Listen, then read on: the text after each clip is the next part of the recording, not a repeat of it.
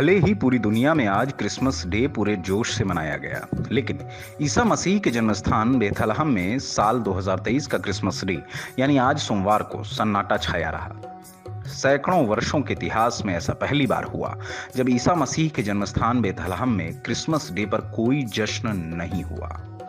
न तो यहाँ कोई सजावट की गई और न ही कोई पर्यटक जश्न के लिए पहुंचा। पूरा बेथलहम वीरान पड़ा रहा। शायद प्रभु यीशु ने भी कभी नहीं सोचा होगा कि एक दिन ऐसा भी आएगा जब उनके जन्मस्थान पर क्रिसमस डे का जश्न मनाने वाला कोई नहीं होगा। दरअसल ईसा मसीह के जन्मस्थान बेथलहम हर बार दुनिया भर से आने वाले पर्यटकों से क्रिसमस डे पर गुलजार रहता था, लेकिन इस बार देश दुनिया से कोई भी ईसा भक्त बेथलहम नहीं गया। यहाँ लोग चर्च ऑफ द नेटिविटी देखने पहुंचते थे। बेथलहम आमतौर पर क्रिसमस पर सबसे व्यस्त रहता था, लेकिन इस साल इजराइल हमास युद्ध के चलते यहाँ अजीब सा सन्नाटा पसरा रहा। कोई भी पर्यटक जश्न के लिए नहीं पहुंचा। नहीं, यीशु के जन्मस्थान वाले चर्च में किसी तरह की कोई सजावट की गई। यहाँ कोई क्रिसमस ट्री नहीं सजाया गया। ऐसा सन्नाटा सैकड़ों वर्षों के इतिहास में पहली बार लोगों ने देखा। दरअसल इजराइल हमास युद्ध ने इजराइल के कब्जे वाले वेस्ट बैंक में फिलिस्तीनी शहर से पर्यटकों और तीर्थयात्रियों को डरा दिया।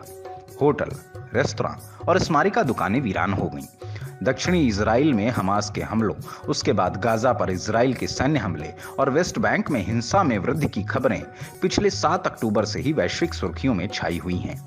इससे दुनिया भर के पर्यटकों में डर फैल गया।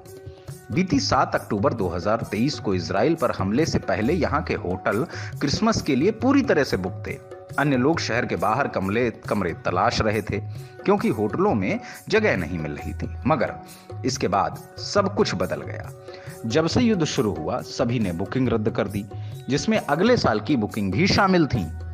बेथलहम का Manger Square Church of the Nativity के सामने एक बड़ा पक्का स्थान, जो आमतौर पर क्रिसमस समारोहों के लिए केंद्र बिंदु के रूप में कार्य करता है, वह भी इस बार शांत और लगभग खाली रहा। सड़कें भी सन्नाटे में डूबी रहीं, जहां अधिकांश स्मारिका दुकानें होती थीं। इस बार वह सभी भी बंद रहीं। यथार्थ समाचार डिजिटल डेस्क रिपोर्ट।